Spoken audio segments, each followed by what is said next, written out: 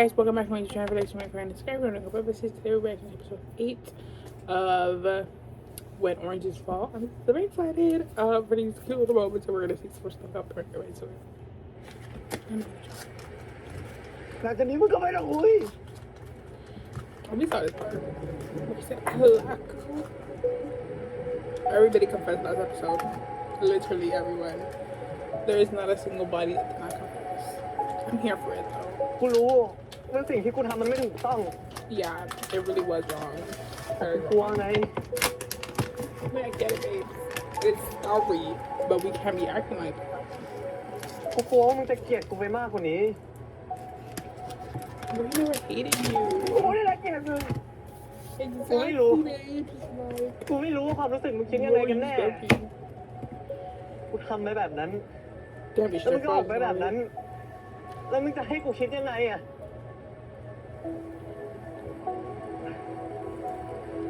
กูไม่อยากเสียมึงไปนะต้น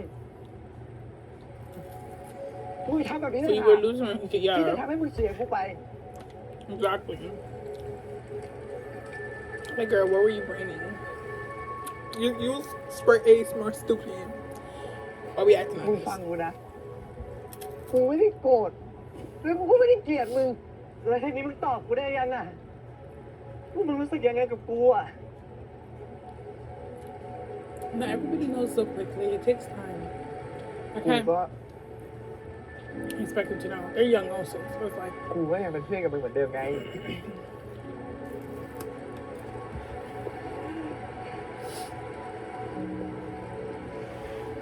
โอเค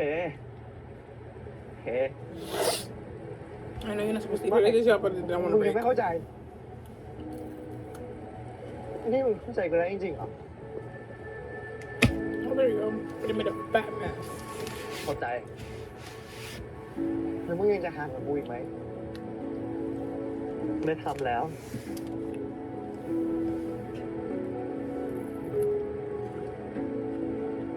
เราเองจะเป็นเหมือนเดิมได้ใช่ไหมโคสอง So it won't be the same thing.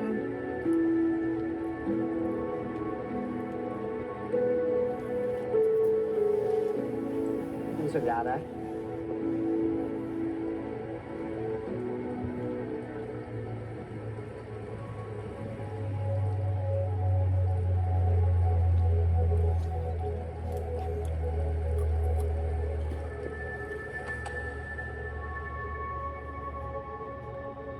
คนที่รู้ความรู้สึกของผมดีที่สุดคือตัวผมเอง ผมคิดอยู่ตลอดเวลาว่าถ้าเลือกที่จะบอกออกไปนั้น มันจะเป็นสิ่งที่ถูกต้องหรือเปล่า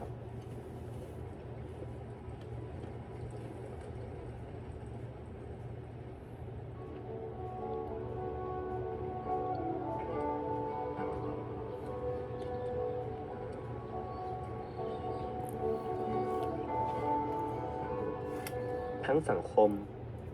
บริบท I know it's not. คนรอบข้าง รวมถึงคนที่อยู่ตรงหน้านี้ That shit makes so much sense. I broke it in half. Like, ทุกๆอย่างทำให้ผมเป็นคนคิดเยอะ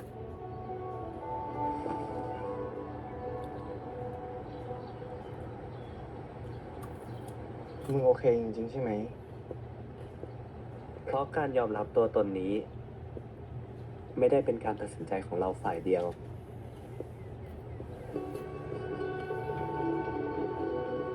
และสิ่งที่รักษาได้ง่ายที่สุดของความสัมพันธ์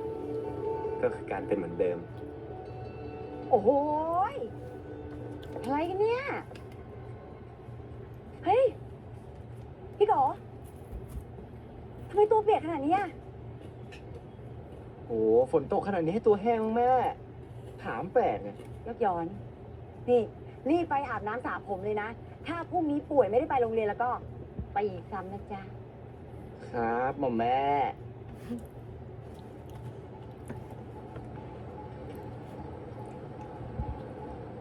มึงไปอาบน้ำสระผมกันไป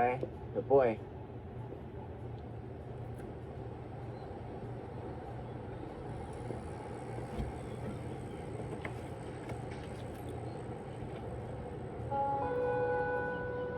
มองตามไปขนาดนี้ ไม่ไปอาบน้ำบ้านเขาเลยล่ะ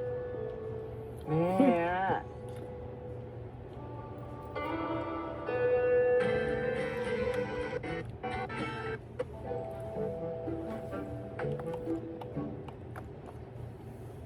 มีอะไรอ่ะอย่าบอกนะว่าจะขอหยุดพรุ่งเนี้ย เปล่าซะหน่อยแม่ เอ้าแล้วมีอะไรอ่ะ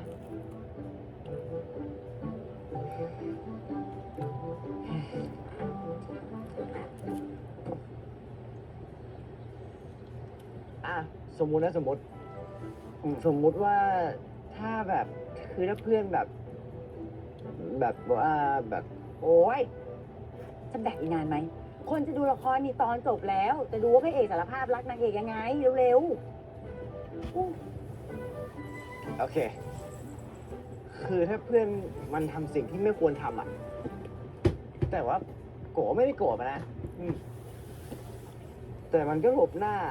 แต่ก็คุยแล้วขอโทษแล้วโกเข้าใจอ่ะ นี่มันสมมติหรือเรื่องจริงเนี่ย อืมนาแม่ อ่า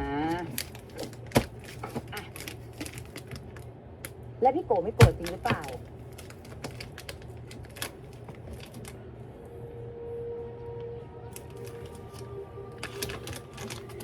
I think Mama would be okay with it.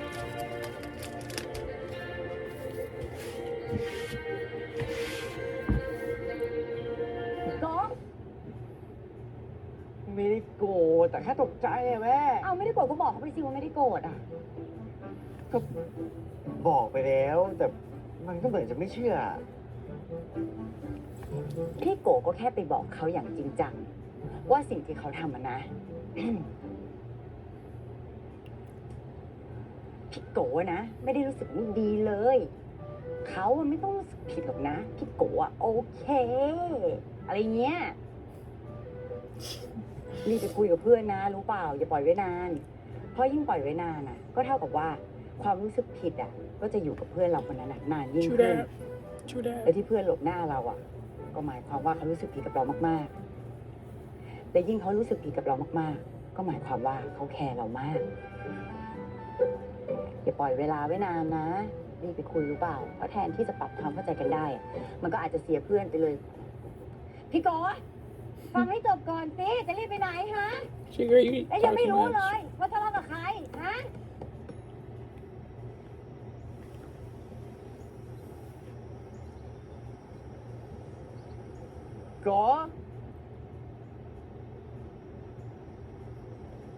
โกสอง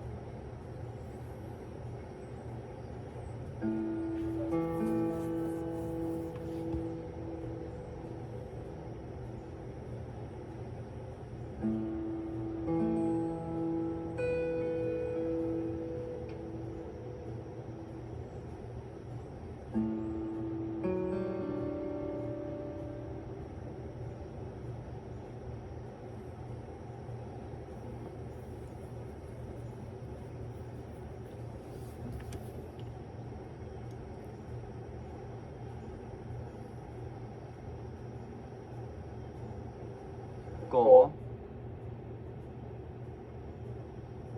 คือเราขอโทษจริงๆนะ เรื่องเมื่อคืนนั้นน่ะ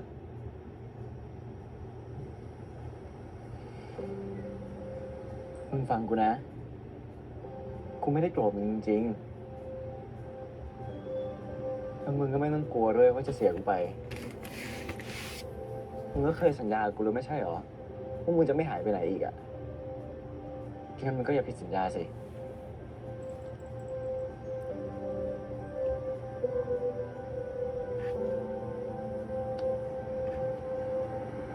Girl, don't do that when somebody likes you. แล้วที่มึงถามกูว่า ตอนนี้กูรู้สึกกับมึงยังไง กูพูด You จ would ริ best ง friend him. ๆตอนที่กูไม่รู้อ่ะ อ้าว กูไม่รู้จริงๆเว้ยว่าที่กูรู้สึกกับมึงมันคือยังไง Which is valid. It's okay. Again, they're still young. This แต่ที่ is, กูรู้อ่ะ you know, being anything else besides straight yeah, was same probably here, not hard man. about much as one too. So, or it was just probably like recently talked about เราขอ or โทษ acknowledged. ขอโทษอะไรอีกมึงขอโทษกูเรื่องนี้มากี่รอบแล้วเนี่ย เราขอโทษเรื่องที่เราหลบหน้า แล้วก็ขอโทษโกสองเรื่องที่สัญญาว่าจะไม่หายไปไหน I think it was like one. Was it like way? มึงไปเรียนพิเศษไม่ถือว่าหายเนื้อขอโทษให้แล้วเรากลับมาเป็นเหมือนเดิมนะ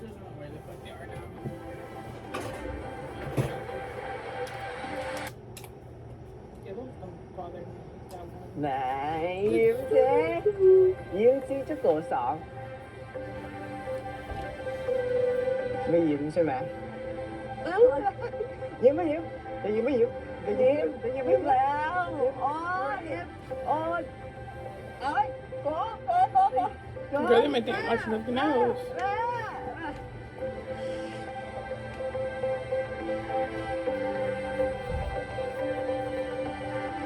แต่แค่เนี้ย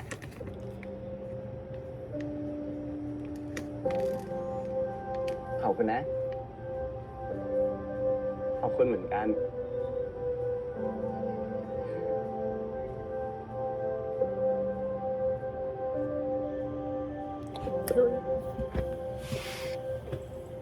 They lost their full world. Girl, I mean, I can understand him not knowing how he feels, but like, you've been constantly watching him from his window, and that sounds creepy, but like, not in a creepy way it comes to him.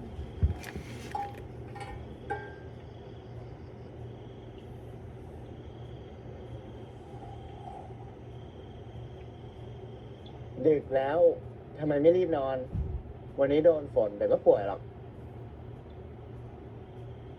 เดี๋ยวอีกแป๊บก็นอนแล้ว ส้มรีบนอนเถอะเดี๋ยวไม่สบาย กูดีใจนะ ที่กลับมาเป็นเหมือนเดิม พรุ่งนี้เอาส้มมาให้ด้วยนะ จุ๊บเบะ I don't let go of ครับ the ลูกพี่ ฝันดีนะโกสอง ฝันดีนะ ส้ม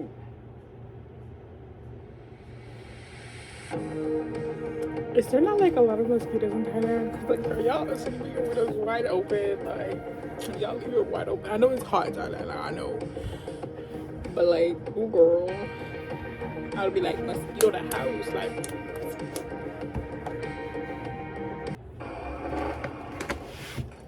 เฮ้ยพี่โก วันนี้ไปเรียนเหรอฮะ นิวาด ป่วยการเมืองปะเนี่ย ปวดการเมืองอะไร ฮะ เป็นหวัดจริง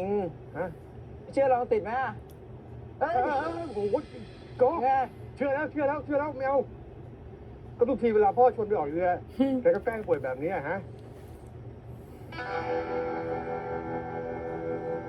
ตากฝนมาเหรอ พ่อรู้ได้ไง ก็เห็นเพื่อนแกก็ไม่ไปโรงเรียนเหมือนกันเนี่ย เอ้าไอ้โกสองอยู่เหรอ นะใช่ปะล่ะฮะก็เนี่ยพ่อเห็นยืนรถน้ำต้นไม้อยู่หน้าบ้านเนี่ย นัดกันหยุดปะเนี่ย ไม่รู้เลย แล้วพ่อไปนอกกันแล้ว พ่อ หืม วันนี้แม่เขาไม่ได้ทำกับข้าวนะ พ่อตื่นพ่อไปซื้อให้แม่เขาด้วย พี่โกพี่โกหยุดอะพี่โกก็ไปซื้อสิ ไม่สบาย โอ้ยการเมือง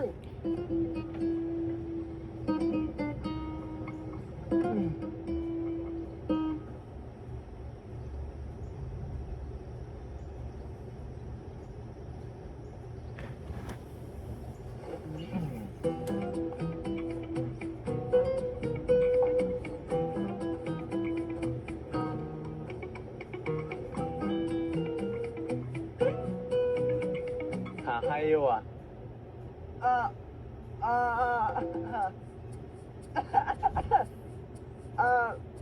ก็กูจมส้มไง เฮ้ยเยี่ยมมากเลยน้องพี่โกกินสิ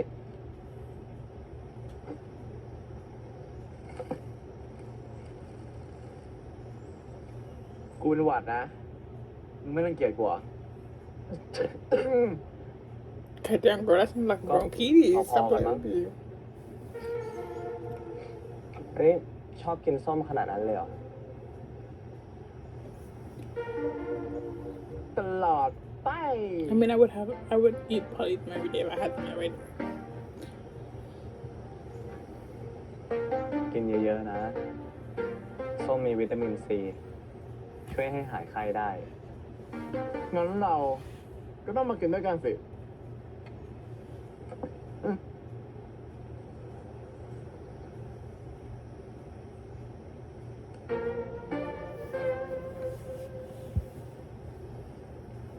ไปขับรถเล่นกัน ไม่ได้ ป่วยอยู่ I have Don't to have do the fun, trip I bud. left, but โอ้โห I'm kind of มึงนี่เรียนเก่ง lazy. สักเปล่านะ แต่ไม่รู้อะไรเลย I don't know if that has to do การ with เดิน it. ทางอ่ะ คือการพักผ่อนรูปแบบหนึ่ง ไป เฮ้ย ส้ม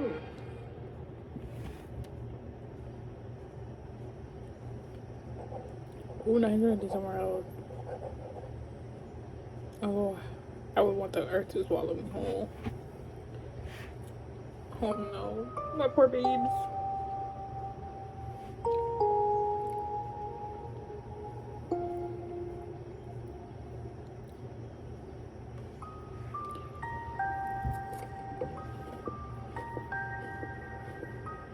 กัสทำไมมึงมานั่งนี่วะ เรื่องของกู เอาไอ้สัตว์ กูสาเป็นห่วง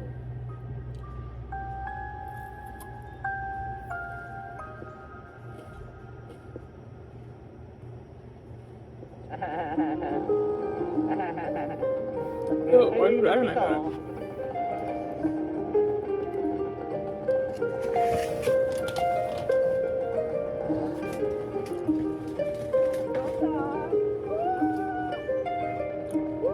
'The dog's probably gonna them like these crackheads.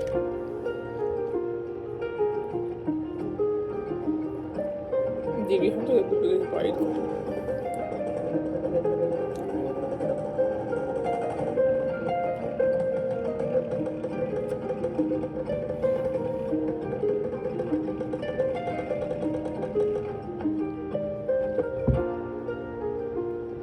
ป่วยแล้วยังซ่าอีกนะ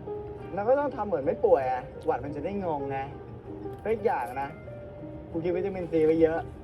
นี่พลังช่อมอ่ะ หาเรื่องออกจากบ้านป้าครับ อยู่ไหมครับ ลูกค้าไปยืนรอหน้าร้านนานแล้วครับแปะ เฮ้ย แล้วทำไมไม่เข้าไปในร้านเล่า แปะ ตามนี้ รักกันแล้วสิ แล้วจำได้นะเนี่ย เมื่อก่อนดื้อ2 ตัวเนี่ยตีกันจะตาย ชี้ชัวร์แปะ ไปเข้าร้านแปะ เฮ้ย เฮ้ย กูก็ไม่ร้อนมึงหรอก ตาย They're dating, but not dating. Yeah, I don't know how every time I film, I wanna go like this. But you can really see me. Like, you can see me, but not much.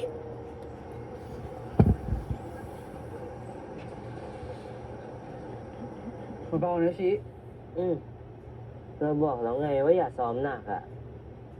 ทำไมวันนี้เป็นห่วงเหรอ ก็รู้นี่โอ้ยเจ็บ แล้วไอ้2 โกรธนั้นมันจะมาปะ นั่นดิ ไม่รู้2 คนนั้นเป็นไงบ้างอ่ะ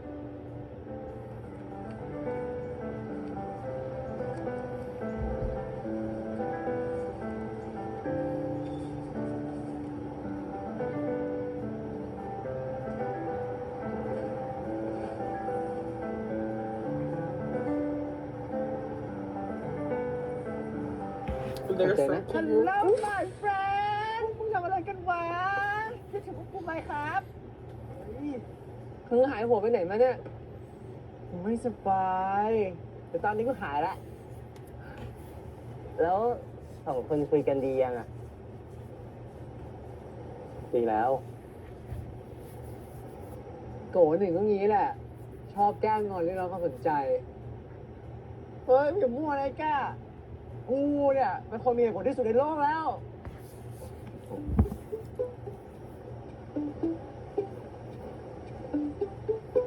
เป็นไรวะแล้วนี่อะไรของมึงเนี่ย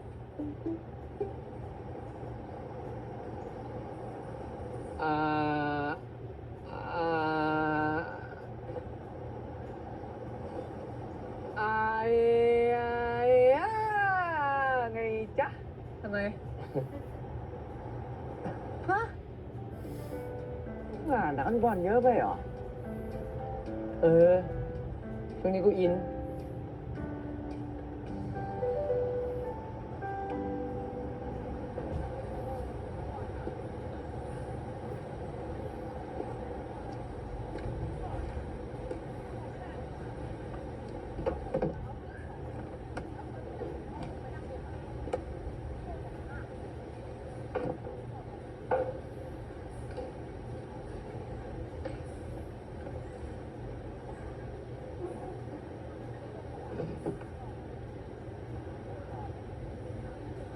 I hate this. เติ้ล What happened after? Like, มึงโกรธกูปะที่เมื่อวานกูไปนั่งที่โกรธหนึ่งแล้วไม่นั่งกับมึงอ่ะ ก็ไม่นะ เราเข้าใจว่านายคงสับสนเรื่องจดหมายอยู่ somebody try about it. ก็จริง ใครจะไปคิดนะว่าเป็นคนที่นั่งข้างๆมาตลอดอ่ะนั่นสิ Really? แต่ว่าที่สงสัยคือมึงชอบคนอย่างกูจริงๆเหรอวะทำไมอ่ะ ก็แบบ Girl. เราแบบ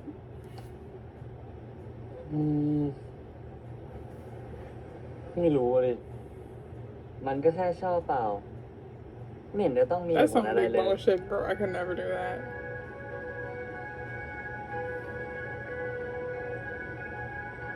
นั่นสินะ แต่เราไม่ได้หมายความว่าออกัสจะต้องมาชอบเรานะ เราก็เป็นเพื่อนกันแบบนี้นี่แหละ He's so cute. May he always be protected.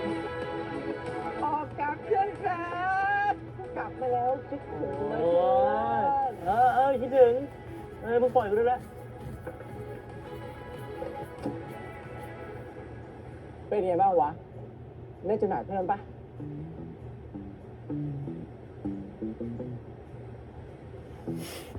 จุดหมายเชี่ยอะไร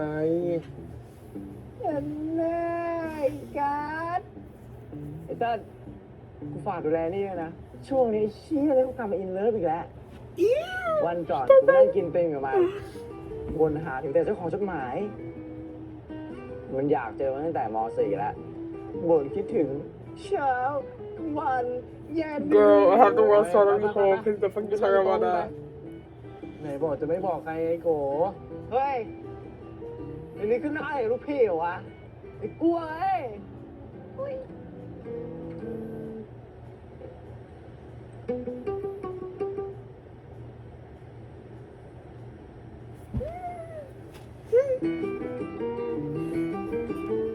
กูเลยไม่เข้าใจมึงเลยจริงๆ ตอนโกรธกันก็โกรธกันชิบหาย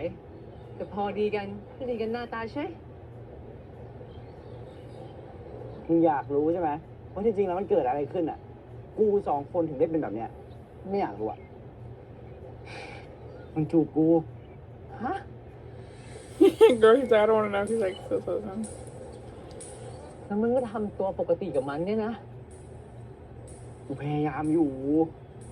กูพยายามเชื่อที่มันบอกนั่นแหละว่ามันไม่ได้ตั้งใจ กูยกโทษเราทุกอย่าง พยายามไม่เกี่ยวกับไปคิด มึงทำได้เหรอ ก็แน่นดิ จนตอนเนี้ย กูยังนึกถึงเรื่องนั้นอยู่เลย แต่ถ้ามึงยังคิดถึงเรื่องนั้นตลอด ก็แสดงว่าตัวมึงเองก็ มึงไม่แน่ใจ กูแค่อยากได้โกสองคนเดินกลับมาแล้วกูก็ไม่ชอบที่ตัวเองคิดถึงมันตลอดด้วย โกว่ากูก็เคยชอบมึง Huh? กูเคยชอบมึง What the fuck? That I didn't expect. ไอ้สัตว์กูจริงๆมึงชอบกู Right? Like, what? เดี๋ยวนะนี่อะไรพวกเนี้ย ใช่กูชอบแบบชอบจริงๆอ่ะแบบชอบอ่ะมึงทำหน้าตาแบบนั้นเลยกูพูดอยู่ว่ากูแค่เคยชอบมึงไอสัตว์ตั้งแต่หมอตัวเราด้วยซ้ำกูไม่ได้คิดเรื่องนั้นเลยเว้ยเฮียอะไรวะเนี่ยกูก็คิดอยู่เฮียอะไรของกูเนี่ยเคยชอบคนแบบมึงอ่ะเอาไอสัตว์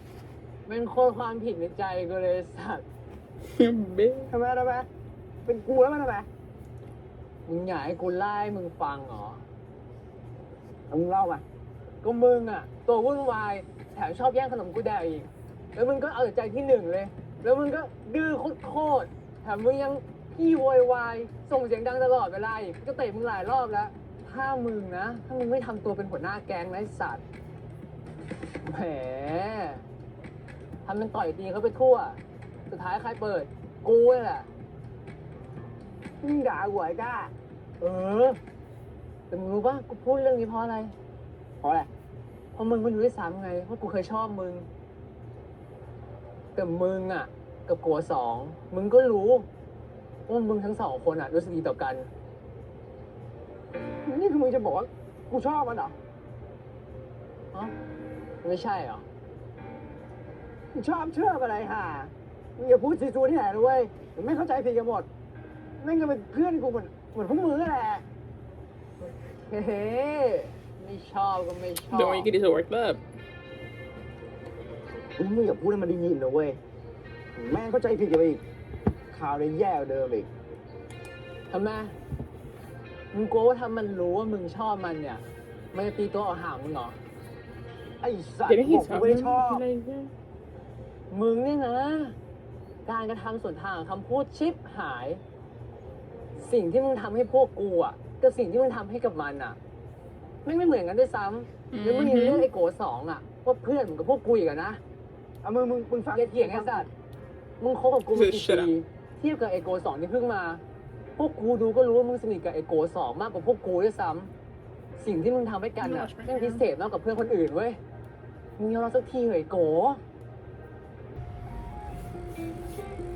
ไม่ชอบใช่ไหมวะส้มไม่ชอบหรอกมั้งส้มเฮ้ยอะไรใครชอบไม่มีเลยเล่าเลยอะไร เลยบ้านเนี่ยอุ้ย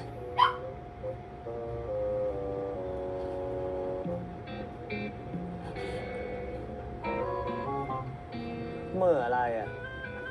เหม่ออะไรเปล่าแค่กูแค่อยากเดินออกกำลังกายอ่ะเดินไกลอ่ะเข้าใจปะแล้วกลับมาทำไม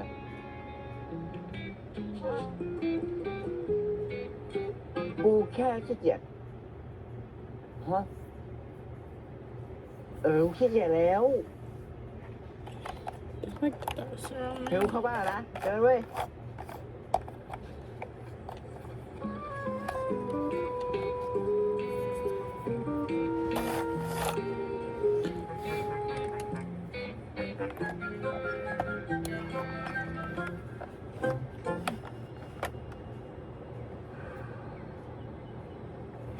Bruh. ชอบ Why does he always wear his shoes like that? ไม่ชอบ ชอบ ไม่ชอบ Someone's catching it. ชอบ ชอบมากไหม ก็มากอยู่เฮ้ยแม่ อะไรล่ะ ตกใจหมดเลย ฉันก็ตกใจ ไม่ยินทำอะไรตรงนี้เนี่ย เกิดไปข้างนอก แล้วเนี่ยกลับมาบ้านทำไมไม่รีบอาบน้ โอเคที่ไหนเข้าแล้วแม่โอ๊ยตกใจหมดเลย Oh, his shoes like that? I'm always thinking he's so that. I think he must be stepping on them.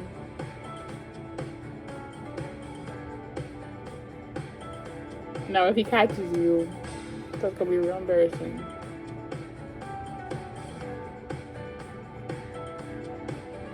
นานแค่ไหนที่เฝ้าคอยใครสักคน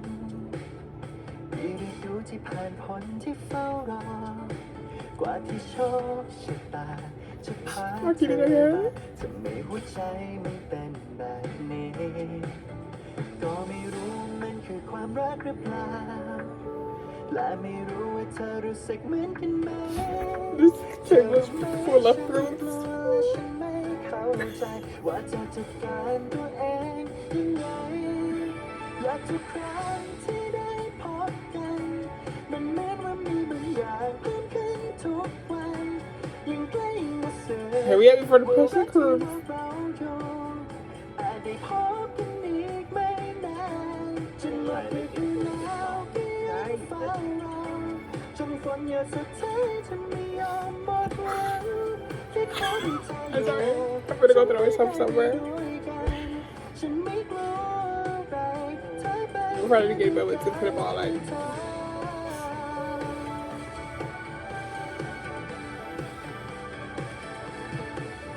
เคยได้ยินว่าความรักไม่แน่นอน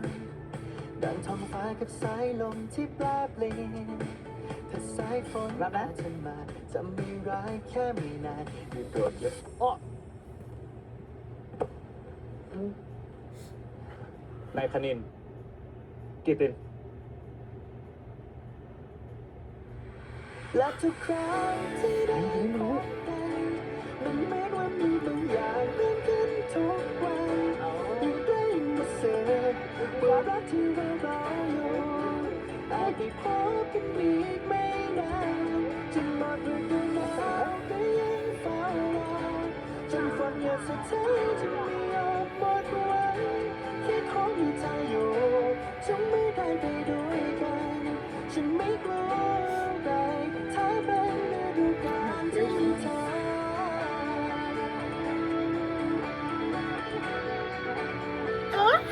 ที่ไหน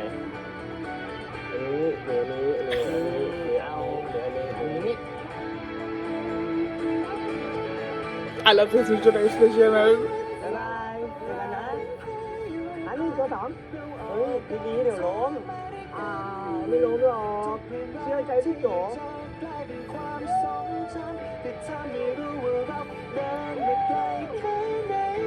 I'm gonna laugh if they fall off.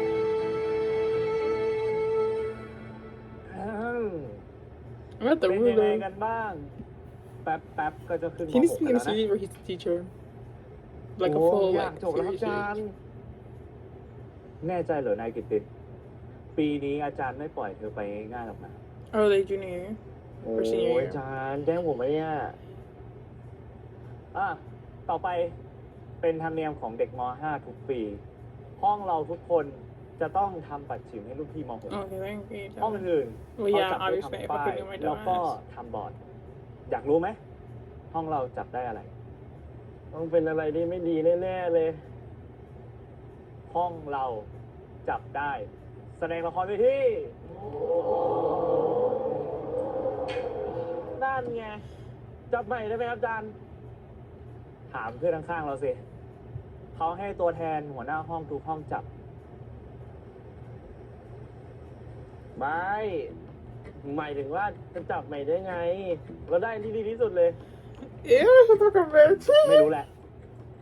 ปีนี้ห้องเราต้องทำให้ดีที่สุด อย่าให้เสียชื่อลูกศิษย์อาจารย์กล้อง แล้วก็ไปคิดมาด้วยนะ ว่าจะทำอะไร ทุกคนต้องมีส่วนร่วม ห้ามเอาเปรียบเพื่อนโอเคไหมครับ อาจารย์จะรอดู ไปละ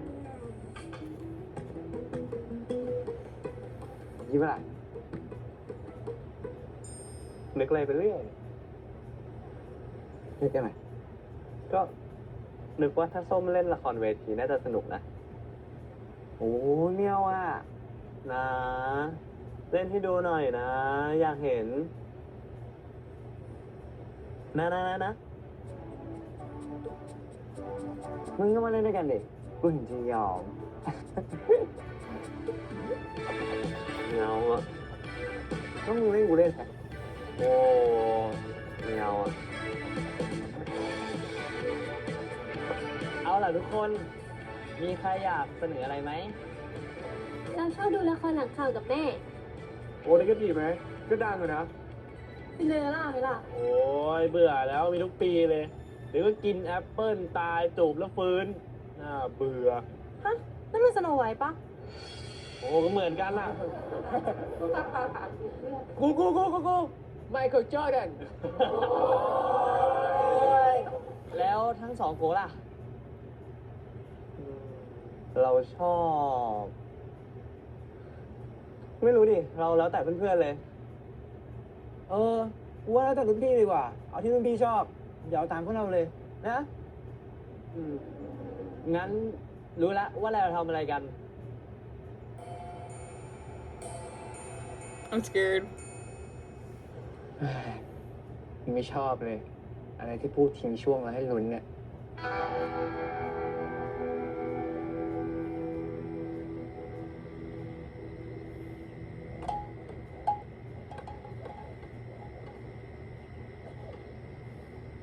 What does he put on his head? He's such a weirdo.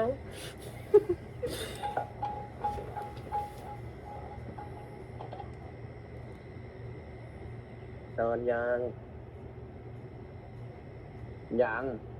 ทำไมเหรอ ไปหาอะไรกินไหมหิวอ่ะYou like you buying though, right? งั้นไปกินหมี่เกี๊ยวกัน Wontons are good. He has a pretty smile. He smiles with his eyes also.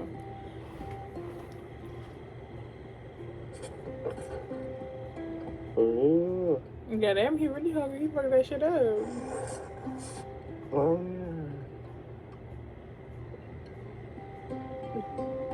มึงไปโอนอย่างมาจากไหนเนี่ย ก็หิวอ่ะ กลับบ้านไปอ่ะ ไม่มีใครอยู่เลย ยังไม่ได้กินอะไรเลย แล้วพ่อแม่ไม่บอกว่าไปไหนอ่ะ ก็มีเขียนโน้ตทิ้งไว้ว่าจะกลับบ้านดึก แล้วก็วางเงินทิ้งไว้ให้อ่ะไม่ต้องพูดอะไรให้ดีก็หรอก เราชินแล้ว รู้นะ แต่มึงก็ถ้ามึงไม่โอเคอ่ะ มึงก็ลองไปคุยกับที่บ้านดูก่อนดี ค่อยคุยแล้วกัน Dinner at home anyways to talk about it. แล้วพรุ่งนี้พร้อมยัง หอมมาก กูอยากแสดงบทนี้มันนานแล้ว What หา place เรื่อง is แต่ง it? ตัวจริง มึงไปโทษไอ้เติ้ลนนท์แม่งให้กูไปแสดงบทนี้ทำไมก็ไม่รู้ ๆ ก็เหมาะดีนะ ส้มน่าจะรู้จักดีกว่าใครเลยแหละ ก็จริงคนเนี้ยกูสนิท ไปเย่แหละ I'm not curious what the อัน fuck it นี้เลยรางวัลสำหรับคนใจกล้า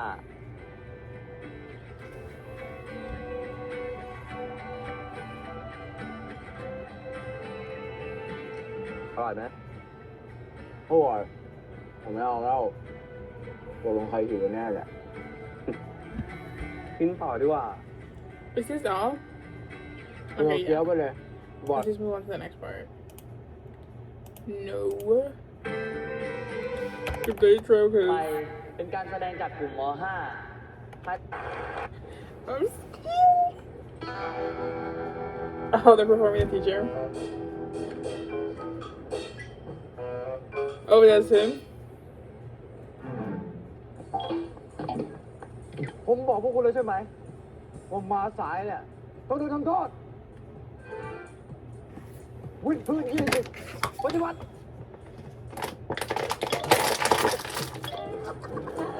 ดีช่วยกันคนละไม้คนละมือมาเดี๋ยวผมช่วยเฮ้ย Ew, I hate this. ตามไปที่ครับ อันนี้เด็กนักเรียนห้องผมเอง ครั้งนี้ถือว่าผมขอนะครับ ได้อาจารย์ก้อง แต่ครั้งหน้าเนี่ย ถ้ามีเหตุการณ์นี้อีกแล้วนะ Damn, he looks good in that get up, period. คุณครูครับพวกผมขอโทษ That's it? That baby is great, girl. เที่ยวจ้าวุ่นวายอะไรกันมากันหนาเนี่ยมานักเรียนป .6 ไม่มาสักทีนี่ไม่มาอาจารย์จะไปนอนก่อนนะ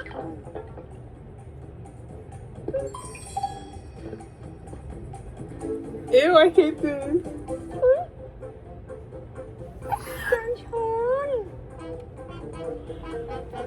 ครับ อาจารย์พึ่ง ฮะ พอดีเห็นอาจารย์พึ่งชอบปวดหลังนะครับเดี๋ยวเอายามาให้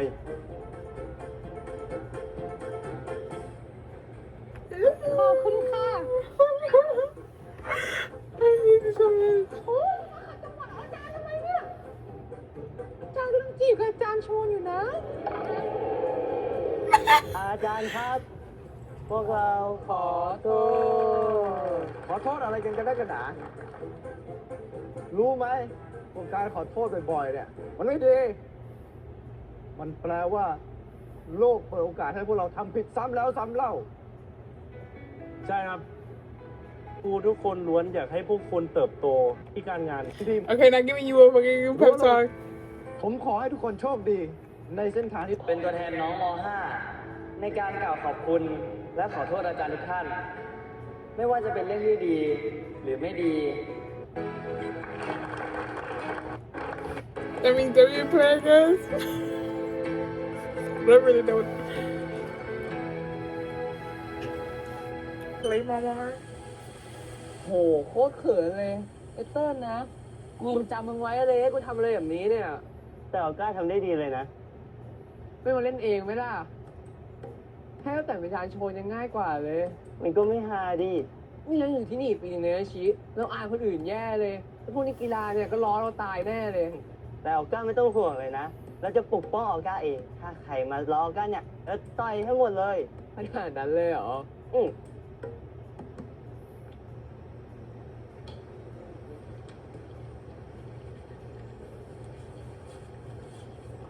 Me wash my face. โอ้ยแสบตาอื้อหือ ไหน เข้าตา ข้างไหน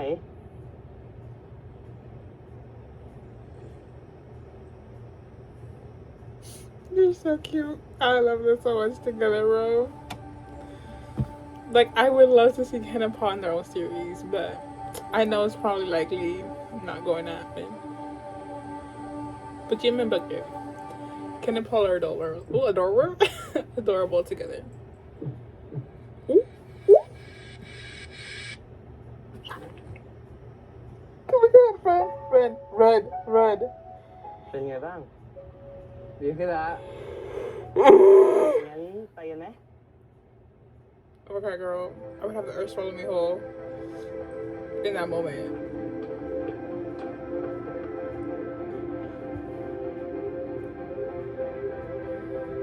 มาเดี๋ยวช่วย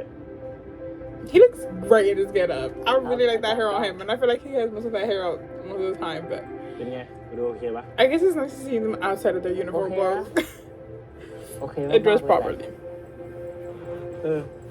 ถามจริง มึงไปได้เรียนล้อเรียน It อา was จาร in ย์ a part with me, มาจากไหนวะ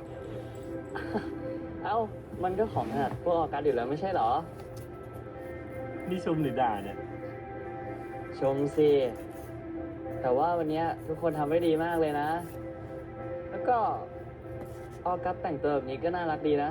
Period, right? That's what I'm saying. He looks adorable.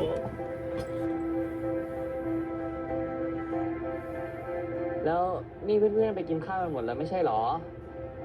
ออกัสไม่ไปเหรอ เออ นั่นดิ ยังเลยอ่ะ อันก็ไปสิ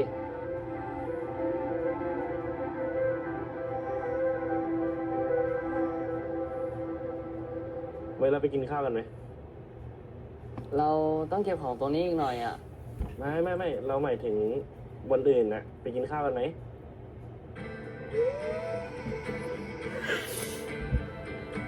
ได้ He's adorable, bro. I mean, they're both adorable. ไปกันนะ โอเคบ๊ายบาย Like, they're so cute. สัญญาแล้วนะ สัญญา We love young love.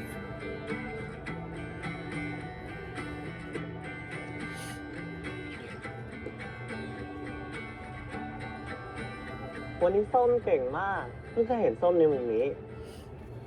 มันดี Let them read back at the regular foods. จริง The สิ Instagram is just closed. Get it off อย่า me. งนี้ก็ต้องได้รางวัลแล้วปะ Oh my god, this is the last part. I เจอตัว forgot. นะเดี๋ยวนี้เอ้า I ทำ never ดี watched ก็ the ต้องได้ third รางวัล part. เด็ก I think I did. อยากได้อะไรอ่ะ อืม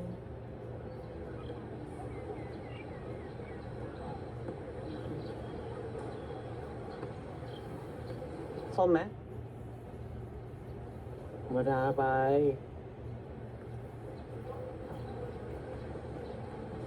งั้น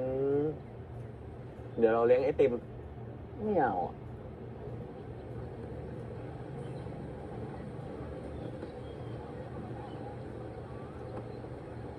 งั้น ไปเล่นเกมที่ห้องเราไหม